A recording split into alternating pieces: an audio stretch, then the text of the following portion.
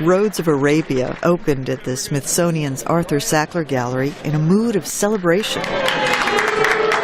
The exhibit, the first about Saudi culture in the U.S., showcases more than 300 objects, ranging from ornate pottery and monumental statues to the jewelry that adorned the remains of a young girl buried nearly 2,000 years ago. Curator Masumeh Farhod says many have never been seen in Arabia, where they came from. Some of the earliest objects go back to the Neolithic period, like the 6th, 7th millennium BC, and I think the most recent ones date to the early 20th century. The exhibit explores the Arabian Peninsula's past as a trade route for one of the most valuable commodities of the ancient world, incense. A collection of incense burners shows how the great temple civilizations, including Greece and Rome, relied on incense brought from Arabia. The exhibit opens with 3 sandstone steles, or grave markers, from the 4th millennium BC. I find something incredibly moving about that figure, because on one hand he's extremely abstracted. He's only sort of defined by some very sort of crisp lines, but at the same time there is so much sort of emotion and feeling in the figure.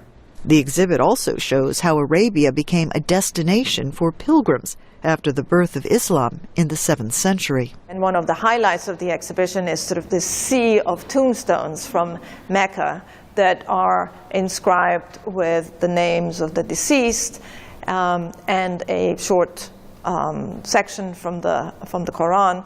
Ali Al-Gaban, an official with the Saudi Commission of Tourism and Antiquities, represented his government at the opening. The commission co-organized and co-sponsored this exhibit. We want to show the world that we had an important role. We are similar to the other country in the region, Egypt or Syria or Mesopotamia. For some Islamists, pagan antiquities are sinful. Before the Washington exhibit opened, an Egyptian fundamentalist threatened to destroy pre-Islamic monuments, like the ancient Sphinx and the pyramids, if he's able to.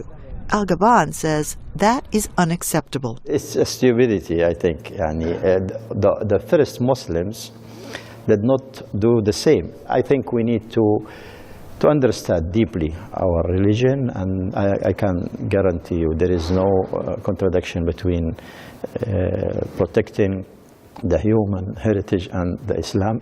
Roads of Arabia comes to the U.S. after showings in Europe. For writer Faiza El Masri, I'm Faith Lapidus, VOA News.